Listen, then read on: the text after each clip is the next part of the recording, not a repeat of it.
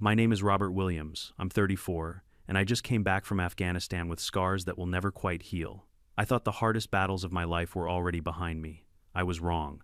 When I stepped off that plane, all I wanted was to walk into my own house, shut the door, and finally breathe. But instead of peace, I found strangers living in my living room, sipping coffee like they owned the place.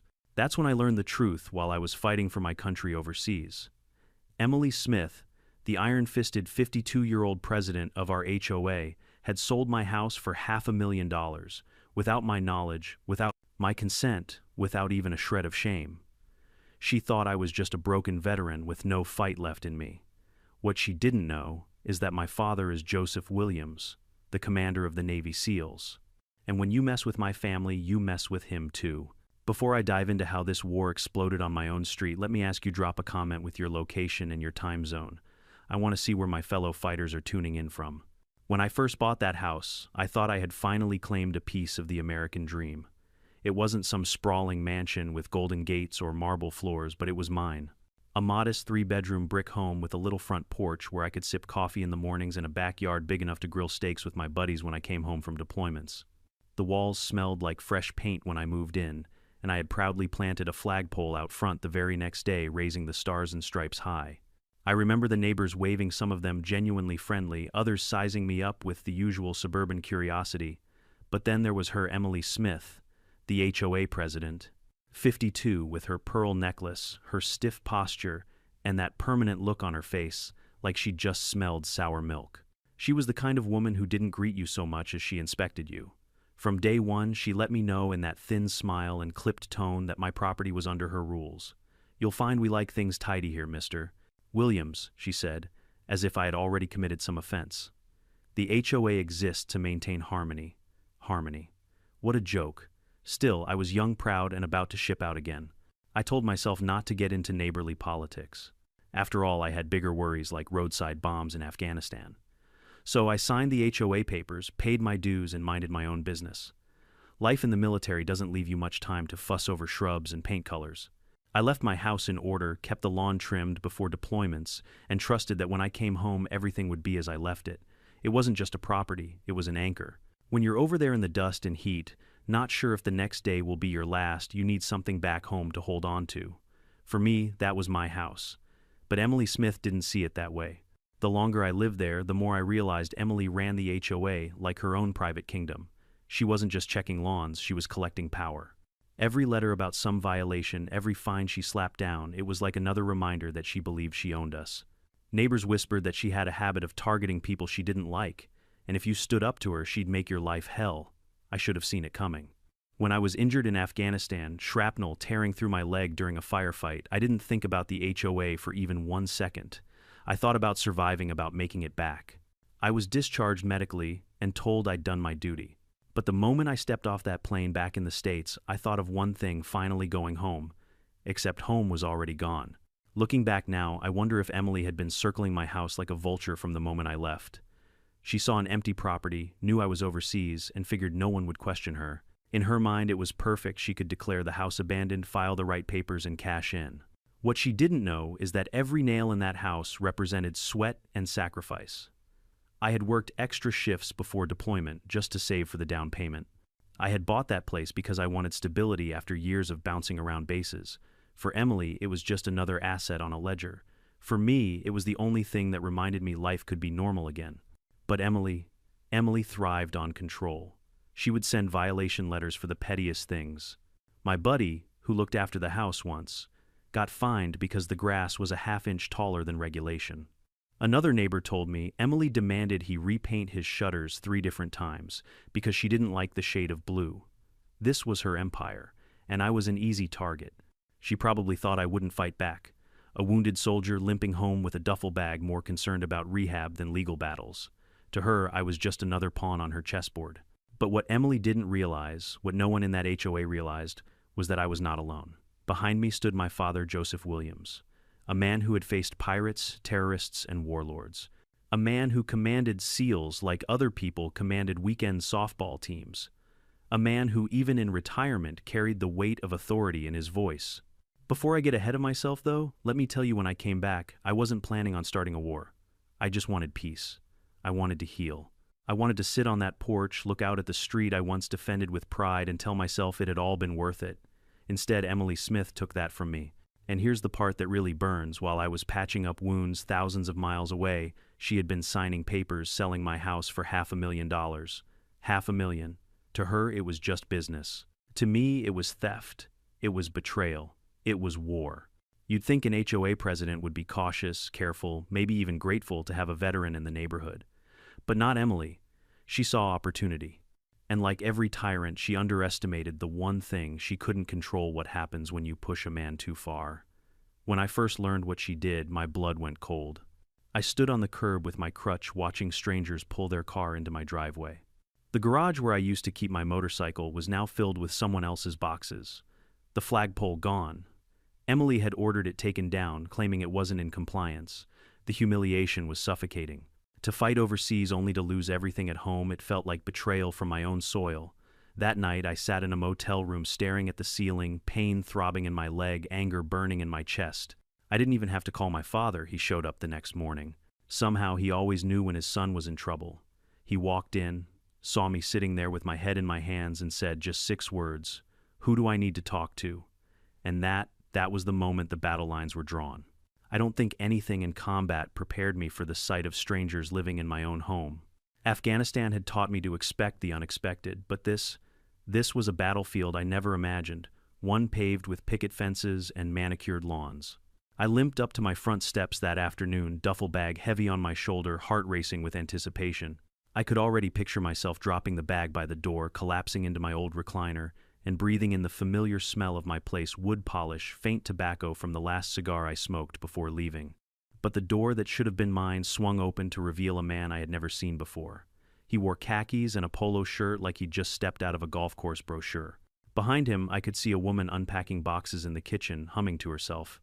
Their kids ran up and down the stairs, dragging toys across the hardwood floors I had paid for. "Can I help you?" the man asked, brows furrowed, as if I were the intruder. I froze. This is my house." The man gave me a confused look, then a tight smile. "I think you're mistaken, buddy. We bought this place last month. From the HOA." The words hit harder than shrapnel. I shook my head, my grip tightening on the duffel bag strap. "No, this is Robert Williams' house.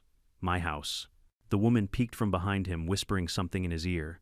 He stepped forward, blocking the doorway like a guard. "Look, I don't know what game you're playing, but we paid $500,000 for this. It's all legal. You need to leave. $500,000. My stomach dropped. The house I bled for, saved for, dreamed about, they had turned it into a cash transaction. I stumbled back onto the porch, eyes darting across the street, searching for some kind of explanation. That's when I saw her. Standing at the corner, clipboard in hand, smug smile stretched across her face like she had just won a battle without firing a shot. Emily Smith. She approached slowly, heels clicking against the pavement, every step deliberate. She had that self-satisfied smirk I'd seen a dozen times before, the one that said she was in charge here. "Robert," she cooed, her voice dripping with faux sympathy. "I didn't expect you back so soon." My jaw clenched. "What the hell did you do, Emily?" She tilted her head, feigning innocence. "You abandoned the property. HOA bylaws clearly state that after a certain period of neglect, we have the right to recover costs. We acted in the community's best interest." Neglect, I barked, my voice echoing down the street. I was serving in Afghanistan. I was wounded. That's not neglect, that's sacrifice. Her eyes flickered for a moment, but the smugness never wavered. "Rules are rules. You should have made arrangements." The board voted, and the sale was finalized. These lovely people are the new owners now. The lovely people peeked out from behind their doorframe, watching like nervous spectators. My heart pounded. This wasn't just about a house. It was about dignity, respect, everything I thought I had earned by wearing that uniform. "You stole my home," I spat. "You had no right." Emily folded her arms, pearls gleaming against her cardigan. "You signed the HOA agreement when you moved in. It's all there in black and white. If you want to challenge it, go ahead, but I'd save your energy. Veterans like you, well, let's just say the courts aren't very forgiving when it comes to neglectful homeowners." The way she said "veterans like you" with that slight curl of her lip, it was like a knife twisting in my gut. She didn't see a man who had risked his life. She saw a target, a nuisance, an obstacle to her little empire. I could feel the stares of the neighbors. Curtains shifted, doors cracked open. Some eyes held sympathy, others fear, and a few those loyal to Emily watched with thinly veiled satisfaction. I wanted to scream, to push past that smug face, to drag my belongings out of that house and reclaim what was mine. But the truth hit me like a freight train legally. She had already made her move. My knees felt weak. I dropped the duffel bag onto the grass and stared at the house that once held my life. The flagpole I had planted gone. My furniture gone. The sense of safety I had clung to during long nights overseas obliterated. Emily leaned closer, lowering her voice just enough for only me to hear. You should move on, Robert. Start fresh somewhere else. This neighborhood has moved on without you. I swallowed, hard fists trembling at my sides. You think you've won, I muttered. Her smile widened. I don't think, Robert. I know. That night I checked into a cheap motel, my mind racing. I replayed the moment over and over, her smug face, the strangers unpacking their lives into my living room, the casual cruelty in her words. I had faced enemy fire, but this betrayal, this was personal. I lay awake, staring at the ceiling leg, throbbing with every heartbeat, until dawn broke. And that's when I realized I couldn't fight this battle alone. The next morning, as sunlight spilled through the motel blinds, there was a knock on the door. I dragged myself up, opened it, and there he was. Joseph Williams, my father. Tall, broad-shouldered, with a presence that filled the room before he even stepped inside. His hair was gray now, but his eyes still carried that steely intensity that once made enemies scatter on sight. He looked at me, really looked, and in that moment, he understood everything without a word. What happened? He asked, his voice calm but commanding. I told him. Every detail. The strangers in my house, Emily's smirk, the sale, the humiliation. He listened in silence, arms crossed, jaw set like stone. When I finished, there was a long pause. Then he said 6 words that would change everything. She has no idea who we are. And just like that, the battlefield shifted. This wasn't just Robert Williams, the injured veteran, against Emily Smith, the HOA tyrant.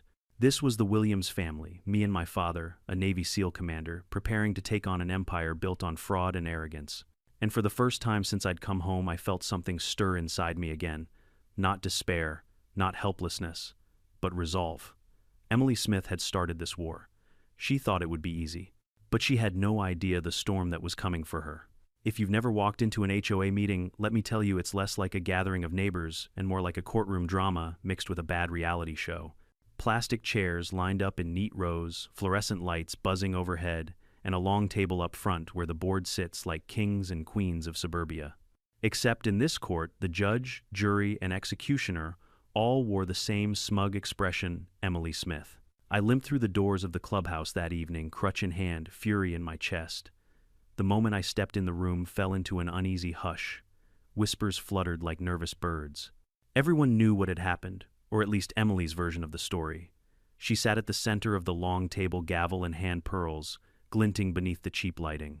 To her right and left sat the board members, 3 men and 2 women, faces blank, eyes shifting nervously. They weren't leaders, they were puppets, and Emily held the strings. Well, well, she said, tapping the gavel lightly, her voice carrying across the room. Look who decided to join us. Mr. Williams, the absentee homeowner. The words cut deep. Absentee. As if I'd been vacationing in the Bahamas, not dragging myself through dust and blood halfway across the world. I steadied myself on the crutch and took a step forward. This isn't your clubhouse, Emily. This is my neighborhood, and that was my house you stole. Gasps rippled through the audience. Some neighbors shifted uncomfortably. Others dared to meet my eyes with sympathy. But Emily didn't flinch. She leaned back in her chair, folding her arms. Mr. Williams, she said, her tone dripping with condescension, you signed the same agreement everyone else did. You failed to maintain your property. You failed to pay fines. You failed to communicate. The board acted within its rights. The matter is closed. Closed, my voice cracked louder than I intended. You sold my house while I was fighting for this country. You call that closed? That's theft. Her lips curled into that infuriating half smile. The rules don't make exceptions for soldiers, or heroes, or whatever title you want to claim. I slammed my crutch down so hard the sound echoed like a gunshot. You sit here parading around as a leader, but you're nothing but a thief hiding behind paperwork. You betrayed me. You betrayed this community. The room erupted in murmurs. I caught snippets. He's right, that's not fair. Careful, she'll fine you next. Emily banged the gavel. Order, order in this meeting, but her voice didn't have the control it once did. I could see cracks forming in her armor. A man in the back stood up, Mr. Jenkins, a retired schoolteacher, who'd always waved at me before deployments. Emily, you can't just dismiss him. He served our country. We should be finding a way to help him, not punish him. Emily's eyes narrowed venomous. Mr. Jenkins, you're out of line. No, I barked, pointing a finger at her. You're out of line. You think you can bully this neighborhood into submission, but you made a mistake. You came after the wrong man. Her cheeks flushed. For the first time I saw a flicker of something in her eyes. Fear. No, not yet. But unease. You want to fight this, she said, leaning forward, her voice low and sharp. Good luck. We've got lawyers. We've got bylaws. We've got the support of this community. You don't stand a chance. I let out a bitter laugh. Lady, I've faced enemies who wanted me dead. You think a stack of bylaws is going to scare me? Gasps and scattered applause broke out before Emily silenced them with another slam of her gavel. Meeting adjourned, she snapped, standing up abruptly. This discussion is over. But the discussion was far from over. As the board members shuffled their papers and hurried out, I hobbled closer to the table, locking eyes with Emily. She tried to step past me, but I blocked her path. This isn't finished, I said, voice low, steady. You haven't just broken rules, Emily. You've broken the law. And I will prove it. Her smirk returned, though thinner now, less confident. Prove it, then she hissed. But when you lose, and you will lose, don't expect pity. Not from me, not from anyone. I wanted to scream to call her every name under the sun, but I didn't. Instead, I let silence hang between us, let her stew in the knowledge that I wasn't backing down. Because the truth was, even as much as her words burned, I had already decided I was going to war. When I stepped outside, neighbors clustered in groups, whispering, glancing my way. A few came up quietly. She's gone too far this time, one woman muttered. I tried to fight her once, a man said, shaking his head, but she buried me in legal fees. Be careful. Their warnings didn't scare me. They fueled me. Every whispered fear, every story of intimidation, it all painted a picture of a tyrant who had ruled unchecked for too long. Emily Smith might have stolen my house, but she had also given me something else purpose. That night back at the motel, my father sat across from me, arms crossed, expression grim but steady. So he said, you went to the meeting. Yeah. I rubbed my temples, the anger still raw. She laughed in my face. She thinks I can't touch her. Joseph leaned forward, eyes like steel. Then we'll show her she's wrong. His tone was calm, almost casual, but I knew that voice. It was the same voice he'd used to brief SEAL teams before missions. Quiet, controlled, but carrying the weight of absolute certainty. I looked at him, my chest tightening. Dad, this isn't a battlefield. This is paperwork, lawyers, bureaucracy. She's got it all locked down. He cracked the faintest smile. Robert, every battlefield has rules. You just have to know how to bend them. And trust me, this is a mission we can win. For the first time since I stepped back into that cursed neighborhood, I felt something new. Hope. But more than that, determination. Emily Smith wanted a fight. Now she was going to get one. And this time I wasn't fighting alone. My father didn't raise his voice. He never needed to. The weight of his presence did most of the talking. He closed the motel door behind him and gave the room a slow scan, the way men like him are trained to do: doorways, windows, sightlines, exits.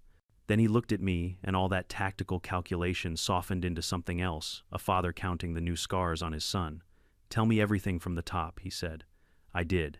Not because I wanted to relive it, but because I owed him the full picture. The strangers in my living room. The way the kids' laughter bounced off the hardwood I'd paid for. The smirk on Emily Smith's face. The HOA meeting, the gavel, the pearl necklace that flashed every time she belittled me. The word absentee still rang in my skull like a taunt. He listened without interruption, hands folded back, straight eyes pinned to me.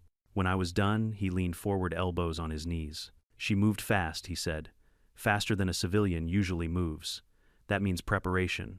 Paperwork lined up ahead of time, and if she set a trap, she got sloppy somewhere. You think it's a trap, I think it was a plan. He let that sit there for a beat. Our plan will be better. He pulled a small notebook from his jacket and clicked a pen. In neat, blocky handwriting, he wrote 3 words across the page: time, money, authority. Any operation, he went on, tapping each word with the pen. You map the terrain. What's her time horizon? Where's her money flowing? And who gave her the authority she claims to have? Once we map that, we create pressure points. We press. She cracks. Something in me steadied. My father wasn't just a man in a uniform with a chest full of ribbons. He was a strategist. He didn't come to shout at a meeting or bang on doors. He came to win. We started with time. How quickly had the HOA moved to declare my property neglected? Dad asked for dates, letters, any notices I'd received downrange. I had a folder of mail that had been forwarded to base. Half of it arrived late or out of order. We spread the envelopes across the motel desk like a battlefield map. He built a timeline the day I deployed. The last time my friend mowed the lawn, the first letter about minor violations, the creeping fines, the final notice, and neatly circled the date of the sale. It's compressed, Dad said. Too compressed. They rushed. Next money. If you want to know what happened, follow the cash. We didn't have subpoena power yet, but we had common sense and a community that had been squeezed for years. Dad called 3 neighbors he knew by name from barbecues and garage chats back when my leg didn't ache in the rain. Mr. Jenkins answered on the first ring and came by with a shoebox full of HOA receipts he'd saved out of pure spite. A young couple from 2 streets over brought their violation letters and a spreadsheet the wife had built to track random fees. A widower with a careful manner and a tremor in his hands showed us his check stubs and the note Emily had left on his door telling him to repaint his fence to a community-approved taupe. Dad laid the papers out in rows. Look at the dates, he said, right before your house sold fee revenue spikes. And these landscaping emergencies, 3 in a month suspicious. We made copies at the motel front desk. The clerk, a sleepy guy with a crossword puzzle, watched us run page after page. Bad breakup, he asked. Something like that, I said. Finally, authority. Emily kept saying the bylaws. Fine. We would read every line. I printed the governing documents from the HOA website, their amendments, and the so-called abandonment clause. She waved like a talisman. Dad and I sat at the tiny motel table brewing coffee strong enough to wake the dead, and we read. My father traced paragraphs with his fingers circling phrases in red material, breach notice, and cure due diligence, good faith. Every clause was a landmine if you didn't know where to step. He knew. She skipped steps, he said. A lot of steps. There's a due notice standard certified mail posted warning opportunity to remedy. They mailed notices, sure, but these postings, where's the photographic proof? Where's the board vote minutes? Where's the valuation? And this sale price was there, an independent appraisal. Emily said they followed the rulebook. Then, let's ask to see their bookmark. We set our first objective: secure the paper trail. Without the board minutes, contract, and appraisal, Emily's confidence was a costume. Dad drafted an email for me. Calm, surgical, no threats, just requests for records under state nonprofit and HOA statutes. He spiced it with citations that read, like latitude and longitude. Section this subsection, that as a member requesting inspection of records. He CC'd the property management company, the HOA council's generic address, and this part was pure Dad, the city council liaison he'd met at a charity event 3 years earlier. Make them understand the audience is bigger than this cul-de-sac, he said. We needed a lawyer. Not just any lawyer, a nasty HOA litigator who'd seen this play before. Dad called a former JAG buddy who returned the favor by referring us to a woman named Alicia Park. She had a reputation for flaying boards that played fast and loose. We met her the next afternoon in a small office that smelled like paper and victory. She wore no pearls, no pretense, only a sharp suit and sharper eyes. She listened, then asked one question: do you have documents? We slid the copies across her desk. She flipped through, stopping at the timeline at the abandonment clause at the fee spikes. Her eyebrow arched. This smells, she said, and I have a nose for rot. She scribbled a list. We'll file a preservation letter today. If they lose anything after this, it's spoliation. We'll also seek a temporary injunction to freeze any further transfer of title. She looked at me. I can't promise speed, but I can promise pressure. Apply it, Dad said. Alicia smiled. I live for it. That evening, pressure started to hiss out of Emily's kingdom like a punctured tire. The management company replied with a polite delay. We are assembling the requested records. Translation scrambling. The HOA's council sent a curt note. All actions complied with the bylaws. Alicia, in reply, CC'd a longer list of statutes and a judge's name like a loaded chamber. Then came the cracks. A member of the board, Derek, a man I'd barely noticed behind Emily's shadow, called from a blocked number. His voice shook. I never voted to sell your house, he said. Emily said we were just discussing options. Next thing I know, the minutes say board unanimously approves. I didn't sign that. Will you say that in writing? Alicia asked on speaker. A long pause. If I do, she'll ruin me. She has something on all of us. Dad leaned toward the phone. Son, I don't scare easy, and I don't let good people stand alone. You tell the truth, and we'll stand in front of you if she tries to swing. Silence. Then a breath. I'll email you what I have, Derek whispered. Check your inbox tonight. He did. Meeting agendas with handwritten additions, a draft abandonment report created before the inspection date, An appraisal summary with the name of a company that, when Alicia searched, shared a mailing address with a cousin of Emily's. The kind of coincidence that makes prosecutors perk up. Dad and I walked the neighborhood the next morning. He moved like he always did, casual but aware.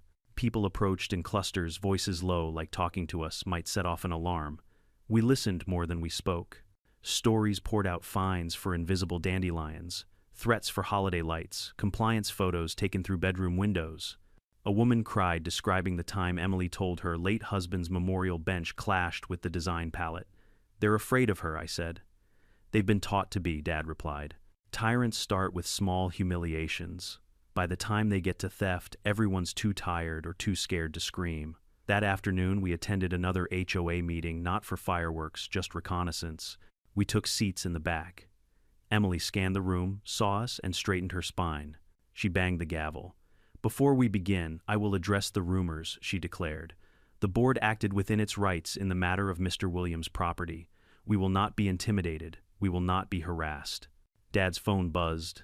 Alicia had filed the injunction. A process server stepped into the room like a ghost and handed Emily a packet mid-sentence. The gasp that rolled through the clubhouse was better than caffeine. Emily froze, fingers tightening on the papers. "What is this?" she snapped. "Your audience," Dad murmured to me, "just got larger." Emily tried to bulldoze ahead, but the packet weighed more than paper. Questions rose from the seats. What vote? Where are the minutes? Why did landscaping fees triple? Why does the appraisal company share your cousin's address, Emily? She slammed the gavel. Out of order, but order wasn't hers anymore. We left without grandstanding. This wasn't the showdown, this was erosion. Let the tide pull at the pillars. Let the foundation whisper before it screams. Back at the motel, Dad set a new list on the table: title chain, verify recording dates, and notary stamps. Management contract, scope of authority during owner deployment. Inspection logs, who entered my property and when. Email preservation demand, board members' communications on personal accounts. Witness prep, Mr. Jenkins' widower, young couple Derek. I stared at the list and felt an unfamiliar sensation, purpose, lifting the weight on my chest. My father hadn't come to rescue me with bravado. He had come to teach me how to fight a different kind of war. That night, sleep found me before anger could. When I woke, the ache in my leg was still there, but it felt less like a chain and more like a reminder. I had survived worse. I would survive this. Alicia called at 9 a.m. Judge granted a temporary freeze on any further transfer or encumbrance, she said. We have a hearing date in 2 weeks. Also, the management company found partial minutes. They're interesting. How interesting, I asked. They show a discussion on abandonment, no recorded vote, and an addendum page that doesn't match the formatting of the others. Meaning, Dad said. Meaning someone fabricated after the fact. Meaning potential fraud. Dad exhaled slow and measured like a diver settling under pressure. Then we're moving from civil to criminal. I looked at my father. He didn't smile, didn't gloat, didn't deliver a movie line. He just nodded as if a coordinate he'd been marching toward had finally appeared on the horizon. "Robert," he said, "we're past the halfway point. Don't flinch now." I wouldn't. Emily Smith thought she could sell my home and bury me under paper. She was about to learn that paper cuts both ways and that some families come with edges she couldn't see. The war had started on my street. Now it was heading to a courthouse. And standing beside me was a man who'd led teams through darker doors than this. We were ready to knock. They say pressure makes diamonds. But in my neighborhood, pressure cracked the mask Emily Smith had been wearing for years. My father and I had barely started pushing, and already her empire was wobbling. But if there's one thing I learned both in combat and in cul-de-sacs, when you push a tyrant, they don't crumble quietly, they lash out. The morning after Alicia filed the injunction, rumors spread like wildfire. At the diner near Main Street, neighbors whispered over pancakes. At the dog park, people murmured while pretending to watch their Labradors fetch tennis balls. Everyone had heard the same thing Emily got served. Papers right in front of the entire board. I tried to keep my head down, but whispers followed me everywhere. That's the soldier whose house they sold. He's got his dad with him, you know, a SEAL commander. She's finally in trouble. For years, Emily had weaponized fear, but now fear was slipping through her fingers like sand. Of course, she wasn't going to roll over. The very next day, she fired her first counterattack. I woke to find my motel inbox overflowing with emails, anonymous complaints, doctored photos of my neglected property, even a local blog post accusing me of abandoning my neighborhood and scamming the community with fabricated sob stories. The blog was run by Emily's nephew, Real subtle. I laughed bitterly and showed Dad. He scrolled through stone-faced. She's trying to shape the battlefield, he said. Narrative control. Psychological Ops Suburbia Edition. So she's running a smear campaign. He nodded. Then we run counter-intel. That afternoon we invited Mr. Jenkins, the young couple, and the widower to the motel. We ordered pizza, spread the documents on the bed, and let them talk. One by one, they recounted their stories, overcharging intimidation fines for imaginary violations. We recorded everything with their consent. Alicia's paralegal stitched the testimonies into affidavits. By evening, I had something Emily couldn't erase, voices louder than hers. But she wasn't finished. That week, a police cruiser rolled up while Dad and I walked to the clubhouse. The officer, a young guy with a nervous mustache, asked for my ID. We got a complaint, he said, not meeting my eyes. Something about trespassing threats. I handed over my veteran's ID, calm but seething. Let me guess, filed by Emily Smith. He hesitated, then muttered, Look, between you and me, half the department's tired of her calls. But we gotta respond. Dad stepped in his presence like a shadow falling across the sidewalk. Officer, my son's fighting this through the courts. He's not trespassing. And if you're being used as a pawn in a civil dispute, you might want to tell your sergeant before this makes headlines. The officer's ears reddened. Understood, sir. He handed back my ID and drove off embarrassed. Dad didn't smile, didn't gloat. He just said, She's desperate. Desperation leaves trails. He was right. The trails showed up in the records Alicia had subpoenaed. Buried in HOA financial statements was a line item labeled consulting fees. The payee, a shell company with no employees, traced back to, wait for it, Emily's brother-in-law. Hundreds of thousands of dollars funneled out over the years. She wasn't just greedy, Alicia said. She was running this HOA like a personal ATM. I felt anger boil in my chest, but this time it wasn't helpless rage. It was fuel. Proof that Emily wasn't untouchable, no matter how many pearls she wore or bylaws she waved. Meanwhile, whispers in the neighborhood grew louder. People stopped avoiding me on sidewalks. A man I barely knew slipped me a folder of newsletters Emily had doctored to cover missing funds. A teenager handed me a USB drive his mom had hidden emails between Emily and her cousin the appraiser. Dad called it community intelligence. I called it hope. Emily, of course, escalated again. She sent out a mass HOA email accusing me of terrorizing neighbors, implying that my military service had left me unstable. Reading it felt like being gut-punched. I had risked everything for my country, and now she painted me as a threat to my own community. I almost snapped. Almost fired back with a fiery reply. But Dad stopped me. Don't fight mud with mud, he said. Let her bury herself. He was right again. Alicia forwarded the email to the judge as evidence of defamation and retaliation. It was the legal equivalent of Emily handing us ammunition. 2 nights later, we staged what Dad called a visibility exercise. I called it a barbecue. We rented the pavilion at the local park, invited every neighbor who'd ever been steamrolled by Emily, and told them to bring food. What started as a small gathering turned into half the neighborhood. Kids played frisbee. Adults shared stories. And I, Robert Williams, the guy Emily had tried to brand a pariah, stood on the picnic table and told the truth. I didn't rant. I didn't scream. I just laid out the facts. My service, my injury, my home, the fraudulent sale. And then I introduced my father, not as a SEAL commander, not as some mythical figure, but as Joseph Williams, a man who believed in community. When I finished, the applause wasn't thunderous. It was steady, real. Enough to shake Emily's foundation. Word got back to her within hours. By morning, she fired off another HOA email calling the gathering an unauthorized assembly in violation of park regulations. People rolled their eyes. For the first time, her threats sounded hollow. Dad leaned back in his chair, sipping coffee, and said, She's losing control of the narrative. Next step is escalation. Cornered animals bite.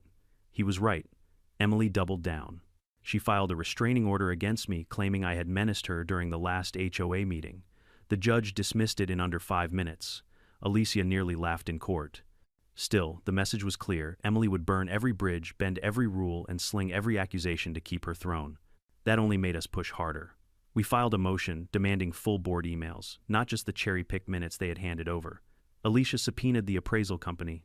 Dad drafted sworn statements for every neighbor who had evidence of fraud. We weren't just building a case, we were building momentum, and Emily could feel it.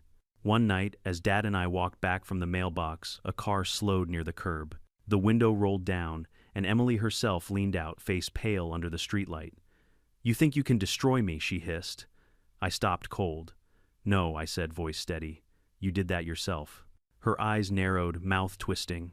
Then she sped off, tires squealing. Dad watched the taillights fade. "She's cracking," he said. And when cracks spread, walls fall fast. I wanted to believe him.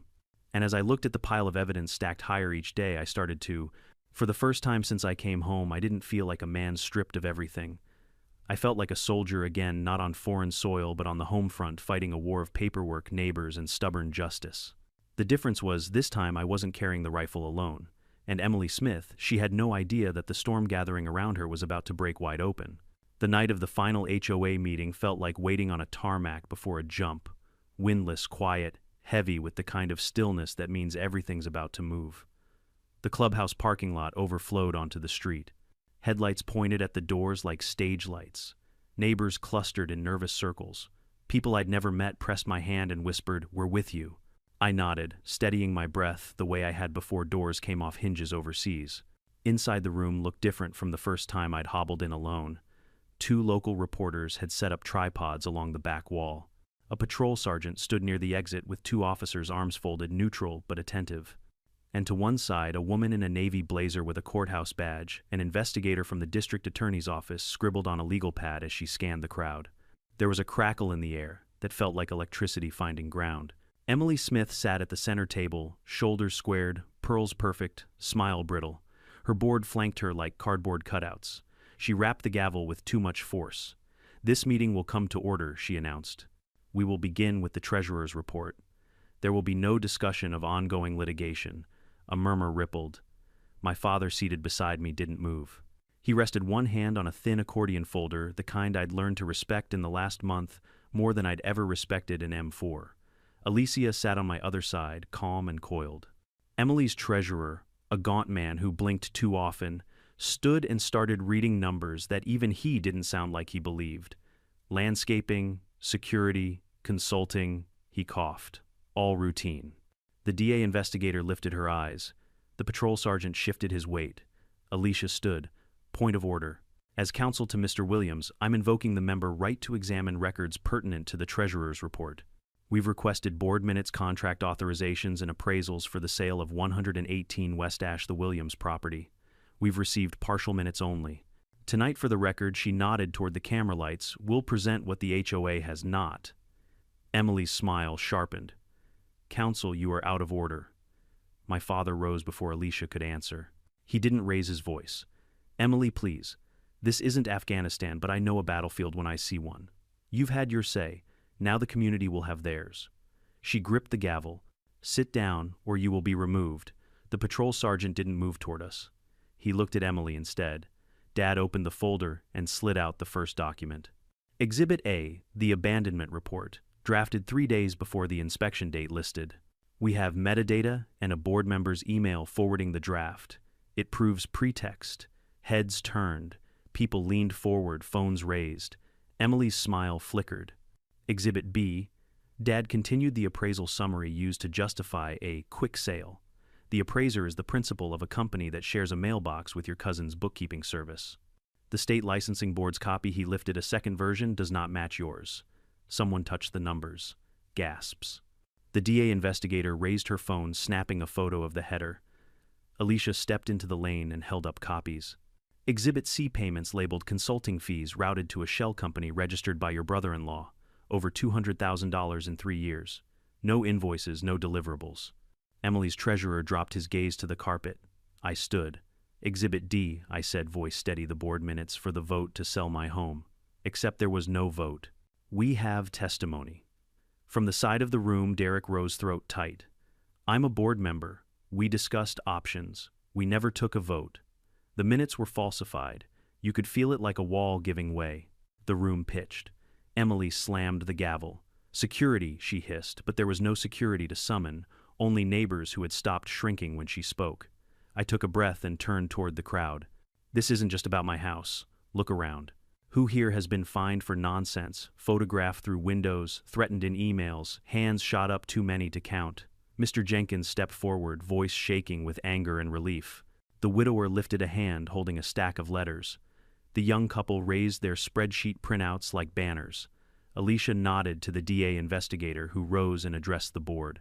As of this evening, the DA's office is reviewing potential criminal violations including forgery, fraudulent transfer, self-dealing, and embezzlement. We've issued a preservation notice. Any destruction of records going forward will be treated as evidence tampering. Emily laughed, a sharp, brittle sound that didn't reach her eyes. You can posture all you want. The sale is legal, the deed recorded. The new owners have rights. About that, Alicia said, and for the first time all night she smiled just a little. The court granted our motion this afternoon. Temporary rescission, pending adjudication, title is frozen. No encumbrances, no occupancy beyond what the court allows. And the new owners, she turned to the couple at my former doorway, have signed affidavits that they were misled and want out. They've named you Miss Smith as the party who assured them everything was pre-cleared. The couple stood from the back row, faces pale. The man raised a hand. We were told the owner was gone. We didn't know he was a veteran. We didn't know any of this. We want our money back. Emily went still, lips parting. For a heartbeat, she looked less like a queen and more like a trapped animal. She found her voice. You think you can humiliate me. You think your soldier boy and his grizzled father can march into my community. And my father stepped forward, and in that small movement was decades of command. This was never your community, he said. You borrowed it like you borrowed authority, and the bill just came due. The patrol sergeant exchanged a glance with the DA investigator. She nodded once. He moved to the end of the table with the quiet, practiced steps of a man who has done this before. Emily grabbed for the stack of papers in front of her fingers, shaking. This is a witch hunt, she snapped, eyes darting. He's a violent man. I've felt threatened. She jabbed a finger at me. He's unstable. I let her words hang. Then I said clearly, I was shot at in Afghanistan. I have nightmares I would never wish on anyone. But I can tell right from wrong. And what you did was wrong. A murmur of assent rolled the room. Alicia laid down one last page. Email from your account, Miss Smith, to the property manager. Push this through before he gets back. Deployment buys us time. You can argue context. She tapped the sender field. You can't argue headers. Emily's face drained of color. She grabbed her purse, but the patrol sergeant was already there. Emily Smith, he said, voice level, please stand up. He recited words that always sound like thunder, even when spoken softly. Probable cause, fraudulent instruments, detention pending interview. The handcuffs clicked like punctuation that had taken too long to arrive. She twisted toward the crowd. You'll regret this, she spat. All of you. I built this place. A boom of voices cut her off, not shouts, just overlapping statements from the people she had found belittled, surveilled. You built nothing, someone said. We did. We paid. You threatened. No more. The officers guided her toward the door. Flashbulbs from the reporters popped. The DA investigator collected copies from Alicia and slid them into an envelope with methodical care. The treasurer sank into a chair, a man finally seeing the math that mattered. The gavel lay on the table, knocked sideways, a prop nobody dared claim. For a long moment the room hovered between shock and something that felt like relief. Then Mr. Jenkins started clapping alone at first, each clap a little braver than the last. The sound spread 2 hands, 10-100. It wasn't victory music, it was release.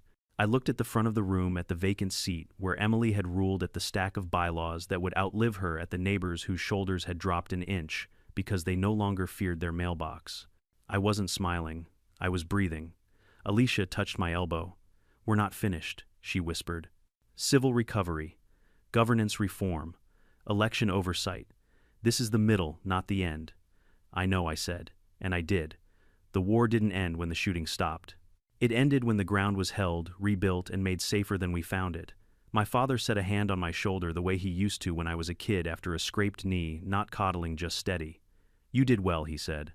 We did this, I answered. Outside night air met us cool and clean. Neighbors approached, not timidly now, but openly. The widower pressed a folded photo into my hand, his late wife on a bench. Emily had once called non-compliant, smiling under a maple tree. Thank you, he said. For her, I swallowed hard. You're welcome. Across the lot, a reporter called my name. I shook my head. Not yet. Tonight wasn't about a headline. Tonight was about the sound of handcuffs and gavelwood gone silent. My leg ached, but the pain felt different, less like a chain, more like a scar with a story. I looked at the clubhouse one last time. The fluorescent lights, the plastic chairs, the table where a paper tyrant had mistaken fear for respect. Tomorrow we would file motions, tally damages, draft reforms. Tonight we walked back through a neighborhood that felt a little bit more like home. The wind shifted. Somewhere a flag tapped its pole. I followed the sound with my eyes and saw it fresh cloth, bold stripes catching the light from a porch. Not mine. Not yet. But soon. The morning after Emily Smith was hauled out of the clubhouse in handcuffs, the neighborhood felt like it had been washed clean by a storm. For years, fear had hung over those streets like humidity. You couldn't see it, but it clung to everything. Now, for the first time, I saw kids riding bikes without parents peeking nervously through blinds. People waved without looking over their shoulders. It wasn't perfect, but it was lighter. For me, though, the war wasn't quite over. Emily's arrest had frozen the fraudulent sale of my house, but my home wasn't just handed back overnight. Legal gears grind slowly, and she had built a web of paperwork thicker than spider silk.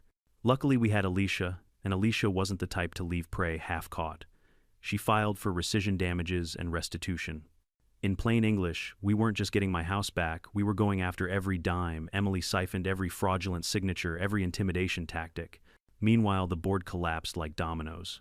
The treasurer resigned within 24 hours. 2 members sent panicked emails begging to cooperate. Derek, the man who had first cracked, became a whistleblower, handing over entire thumb drives of minutes Emily had doctored. At the next emergency community meeting, this time chaired by an interim mediator from the city neighbors, voted unanimously to dissolve the old board. In its place, a transitional committee was set up to oversee fair elections. For the first time, people who had lived in fear of Emily were raising their hands to volunteer. Jenkins was nominated treasurer on the spot. The young couple agreed to handle landscaping oversight. Even the widower with the non-compliant bench offered to run compliance, joking that at least he'd do it with compassion. And me, they offered me a seat. I shook my head. I didn't come back to be in charge of anyone. I just wanted my home. But the truth was, it felt good to know I had the choice. That was a freedom Emily had tried to strip from everyone. The civil case moved swiftly. Alicia built it like a fortress fraud breach of fiduciary duty, unjust enrichment. Piece by piece, she stacked evidence until even Emily's own attorney advised settlement. Facing criminal charges, civil penalties, and neighbors lining up to testify, Emily caved. The court awarded me not just the return of my house, but a sizable judgment for damages and emotional distress. The new owners were reimbursed from the HOA's insurance fund, and they moved on without a fight. My flagpole went back up within a week of the ruling. The first night I slept again under my own roof. The air smelled faintly of fresh paint from the repairs. I lay in my recliner leg, throbbing but heart steady, listening to the house creak and settle like it was welcoming me home. Emily Smith, meanwhile, lost everything. Her assets were frozen, her brother-in-law's shell company investigated, her cousin's appraisal license suspended. Neighbors who once trembled at the sight of her SUV now shook their heads and muttered. She thought she was untouchable. She went from queen bee to cautionary tale in a matter of weeks. One afternoon, standing on my porch, I saw Joseph watching me from the sidewalk. My father, the man who had stared down warlords, who had commanded SEALs through hell and back, now just nodded at the sight of me in my chair, coffee steaming, flag waving. "You held the ground," he said simply. I smiled. "Couldn't have done it without backup." He gave the faintest grin. "That's the thing about Williams' men. We don't fight alone." Life in the neighborhood slowly normalized. Fines dropped to sensible levels. Meetings became actual discussions, not coronations. The bench memorial stayed freshly repainted by volunteers. Holiday lights sparkled without threats of citations, and people started calling the place what it always should have been, a community. As for me, I still carried the scars, visible and invisible. But my home was no longer a symbol of what I'd lost. It was proof of what we could take back. Proof that even when you've been beaten down, underestimated, written off, you can rise. Because Emily Smith thought she could sell a soldier's house while he was bleeding in a desert halfway across the world. She thought she could bury me under bylaws and signatures. She thought my injury made me weak, my absence made me powerless. But she forgot one thing. I wasn't just a soldier. I was Robert Williams, son of Joseph Williams, SEAL commander. And when you mess with a man like me, you mess with my father too. And no HOA tyrant on earth survives that kind of mistake.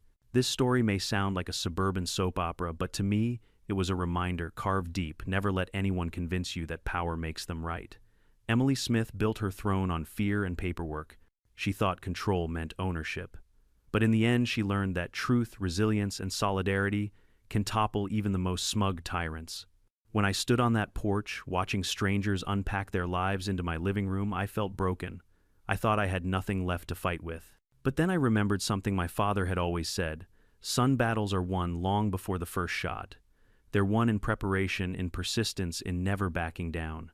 We all face Emily Smiths in life.